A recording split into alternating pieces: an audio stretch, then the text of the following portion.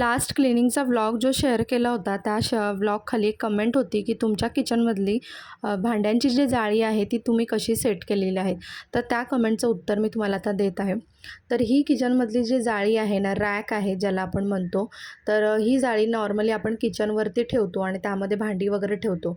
पण कधी-कधी काय होतं ना, आपल्या किचनमध्ये जागा थोडीशी अपुरी असते आणि हा भांड्यांचा स्टँड अडचण निर्माण करू नये त्यामुळे मी ना अशी वरती म्हणजे बेसिनच्या वरती तिला अशी अडकवून घेतलेली आहे आणि तुम्ही बघू शकता की कुठल्या प्रकारच्या हुक्स किंवा जे नट्स आहेत तर त्याचा वापर करून ही जाळी अडकवलेली आहे.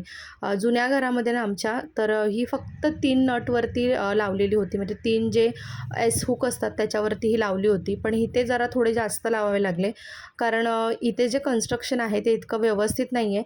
त्यामुळे जाळी जी होती ती निसटत होती. त्यामुळे एकूण आम्ही याला 3 ते 4 नट्स लावून, हुक लावून ही जाळी जी आहे ती सेट केलेली आहे. आणि ह्या जाळीमध्ये कितीही तुम्ही जड भांडं किंवा काहीही ठेवलंत तरी ही जाळी अजिबात उकलत नाही, निघत नाही.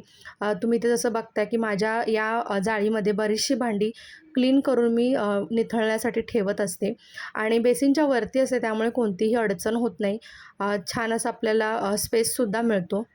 आय होप तुम्हाला तुमच्या कमेंटचं उत्तर मिळालं असेल.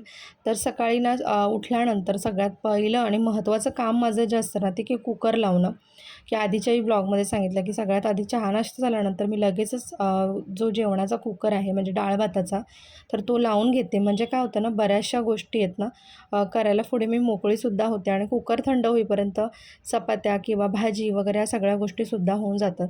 तर नॉर्मल साधंसा असा स्वयंपाक आहे आजचा आणि खूप जास्त दगदग नाही. मुलांची आता सध्या काय झालं आहे, 10वीच्या एक्झाम चालू झाल्या आहेत, SSC बोर्ड एक्झाम चालू झाल्या आहेत. त्यामुळे मुलांची स्कूल जे आहेत नाही तर त्या आफ्टरनूनला आहेत. त्यामुळे इतकी काही गडबड नाही आहे सकाळची.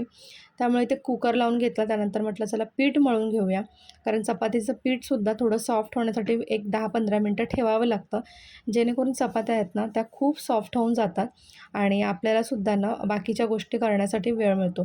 तर या सगळ्या गोष्टी मी करून ठेवणार आहे आणि थोडीशी डस्टिंग करून घेणार आहे. कारण नेहमीच्या रुटीनमध्ये ना एक 10 मिनटं तरी मी डस्टिंगला देते. कारण रोज जरी आपण कितीही धूळ साफ केली ना तरीसुद्धा रोज आपल्याला धूळ दिसतच असते. म्हणजे असं नाही की एकदा क्लीन केल्या सगळ्या गोष्टी की ती धूळ अजिबात दिसणारच नाही, पुन्हा असं होत नाही. तर आपल्याला पुन्हा सगळ्या गोष्टी क्लीन कराव्या लागतात. आणि आज ना एक छान गोष्ट तुमच्यासोबत शेअर करणार आहे. एक DIY बोलू शकता किंवा एक थोडंसं मेकओव्हर किचनचं असंही बोलू शकता. तर ती गोष्ट तीसुद्धा तुमच्यासोबत पुढे शेअर करणार आहे. त्याचबरोबर ना माझ्याकडे असणाऱ्या बॅग्स ज्या आहेत तर त्यासुद्धा मला आज क्लीन करायच्या आहेत. तर त्यासुद्धा तुमच्यासोबत शेअर करणार आहेत की माझ्याकडे बॅग किती जमा झालेल्या आहेत त्यासुद्धा मी तुमच्यासोबत शेअर करेन.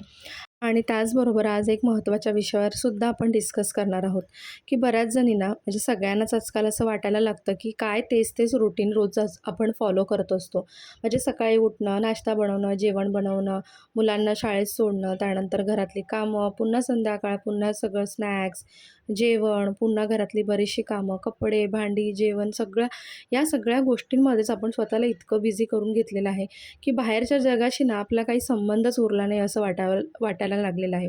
कारण बऱ्याच जणींना ना च्या तोंडातून मी असं ऐकत आलेली आहे की काय कंटाळा आला आहे खूप तेच रुटीन फॉलो करून. तर खरं सांगते ना, तुम्हाला तेच रुटीन फॉलो करून कंटाळा आला असेल तर नक्कीच तुम्हाला ना काहीतरी नवीन करण्याची गरज आहे.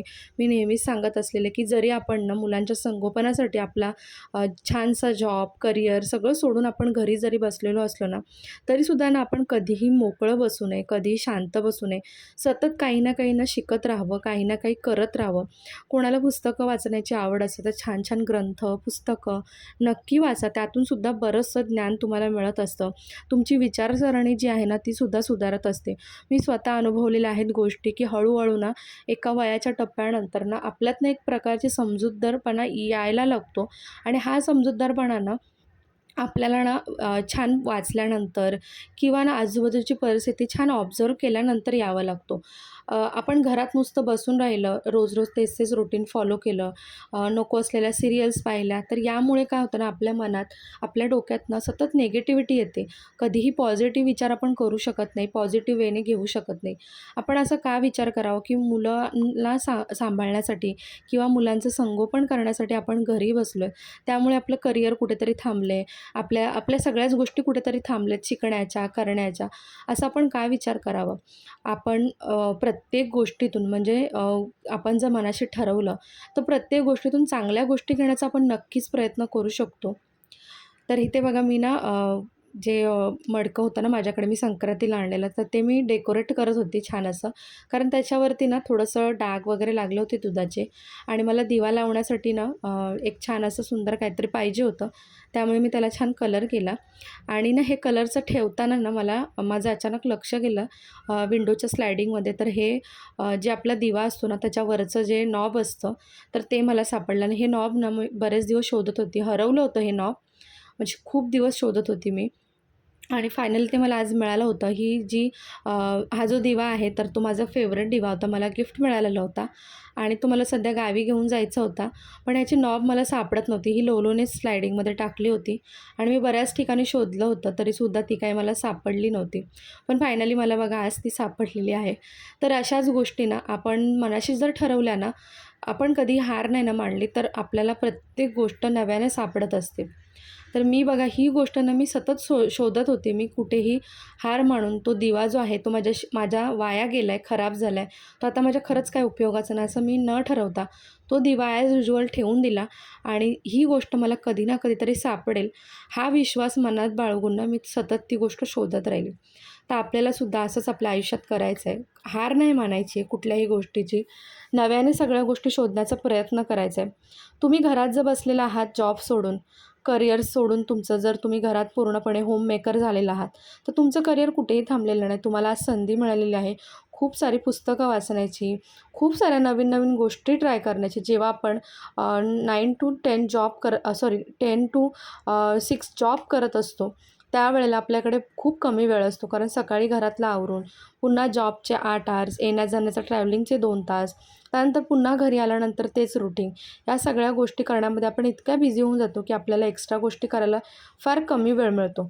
पण त्याच गोष्टी तुम्ही आत्ता घरी आहात, तर त्या ज्या मनात राहिलेल्या गोष्टी तुमच्या असतील, की ह्या गोष्टी मला नव्याने करायच्या आहेत, तर त्या गोष्टी तुम्ही नक्कीच या मोकळ्या वेळेमध्ये नक्कीच फॉलो करू शकता ना. तर असा तुम्ही जर विचार केलात पॉझिटिव्ह वेने, की माझ्याकडे आता बराचसा वेळ आहे. कोणाला विणकामात इंटरेस्ट असतो, कोणाला शिवणकामात इंटरेस्ट असतो, तर बऱ्याचशा गोष्टी तुम्ही नव्याने ट्राय करू शकता ना. कोणाला गार्डनिंग करायचा इंटरेस्ट असतो, कोणाला ना काही-काही गोष्टी म्हणजे घरून छोटे-छोटे बिझनेस चालवण्यामध्ये इंटरेस्ट असतो. तर ते सुद्धा तुम्ही करू शकता. असं नाही की तुमचं करिअर कुठे थांबलेलं आहे. बऱ्याच जणांना लँग्वेज शिकण्याची इंटरेस्ट असतो. म्हणजे वेगवेगळे लँग्वेज इंग्लिश, स्पॅनिश किंवा मग कुठले वेगळे फ्रेंच वगैरे. तर त्यासुद्धा तुम्ही गोष्टी ट्राय करू शकता. कारण सध्या तुमच्याकडे वेळ आहे. जेव्हा पण मुलं मोठी होतील तुम्ही कदाचित पुन्हा जॉब जॉइन कराल, तेव्हा तुमच्याकडे वेळ नसेल. पण आत्ता मोकळा वेळ जो मिळाला आहे तो नक्कीच तुम्ही युटिलाइज करू शकता ना. इथे बघा मला ना स्वस्तामध्ये अशा ना भाज्या मिळाल्या होत्या ₹10 अगदी या जुड्यात. पालक किती चांगला आहे बघा. ₹10 पालक, ₹10 चवळी. तर त्या आता मी क्लीन करून घेते आणि इथे माझ्या बॅग्स ज्या होत्या ना, तर त्या खूप साऱ्या बॅग्स जमा झाल्या सध्या माझ्याकडे.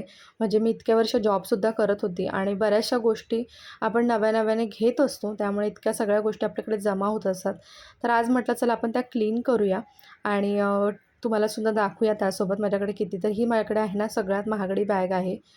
याआधीसुद्धा माझ्याकडे ना खूप कॉस्टली बॅग होती. पण ती ना माझ्या एका चुकीमुळे ना ती खराब झाली. म्हणजे आम्ही ना जेजुरीला गेलो होतो, तर त्यावेळेला ना तिला ना हळद लागली होती.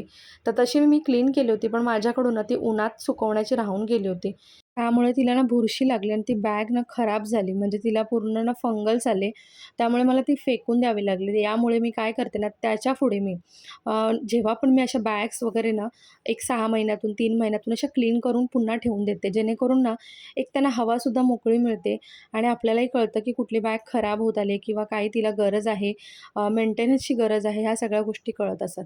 तसंच ना, आपलंसुद्धा झालेलं आहे सध्या, की ना, आपण सगळ्या गोष्टी ना, अगदी अडगळीत ठेवून देतो. देतो. मनाच्या कुठेतरी कोपऱ्यामध्ये त्या गोष्टी आपण बंद करून ठेवून देतो. त्याचा विचारही करत नाही. त्या कधी ओपन करून त्याचा विचार करण्याचा प्रयत्न करत नाही, की काय गोष्टी आपल्याकडनं सुटल्या आहेत, त्या आपण आता नव्याने केल्या पाहिजेत. प्रत्येक गोष्टीचा ना मेंटेनन्स गरज आहे. आपल्या मनाचा सुद्धा मेंटेनन्स ठेवणं गरजेचं आहे. कधी आपलं मन ना खूप खुश असतं, कधी खूप दुःखी असतं, उदास असतं. तर त्या मनालासुद्धा ना चांगल्या-चांगल्या गोष्टींची ना नक्कीच आपण आवड निर्माण करून दिली पाहिजे. जेणेकरून ना ते मन उदास होऊ नये, त्याला असं निगेटिव्ह फील होऊ नये. ज्या गोष्टी आपल्याला आवडतात त्या केल्या पाहिजेत. ज्या गोष्टी नाही आवडत त्यापासून आपल्या मनाला लांब ठेवलं पाहिजे. म्हणजे एकंदरीत काय तर आपल्या मनात वाईट विचार येऊ नये, निगेटिव्हिटी येऊ नये म्हणून निगेटिव्ह गोष्टींपासून आपण लांब राहिलं पाहिजे. पॉझिटिव्ह गोष्टींचा विचार केला पाहिजे. कुठेतरी या गोष्टींना आपण नव्याने सुरुवात केल्या पाहिजे. कारण शेवटी किती काय झालं ना, तर एक पाऊल ना आपल्यालाच उचलण्याचं गरज आहे. आपल्यासाठी कोणी प्रयत्न करणार नाही, तर स्वतः आपल्यालाच आपल्यासाठी प्रयत्न करायचा आहे. कधी-कधी खूपच जास्त हिरमुसल्यासारखं होतं. असं वाटतं की काहीच नाही आहे. रोज तेच रुटीन फॉलो करते. आयुष्यामध्ये रस उरला नाही आहे. काही इंटरेस्टिंग उरलं नाही आहे. कुठे बाहेर जायला मिळत नाही. कुठे काही करायला मिळत नाही. मनासारखं जगता येत नाही. तर अशा वेळेला ना असा विचार न करता या मोकळ्या वेळेतून, या मोकळ्या वातावरणातून आपल्याला नवीन काय करता येईल, आपल्याला नव्याने कसं जगता येईल याचा विचार केला पाहिजे. छोट्या-छोट्या गोष्टींचा आनंद घेता आला पाहिजे. नवीन-नवीन गोष्टी घरात केल्या पाहिजेत, मनात केल्या पाहिजेत, आयुष्यात केल्या पाहिजे. जेणेकरून ना एकंदरीत काय होईल ना, नव्याने जगण्याचा इंटरेस्ट आपल्यालासुद्धा आला पाहिजे.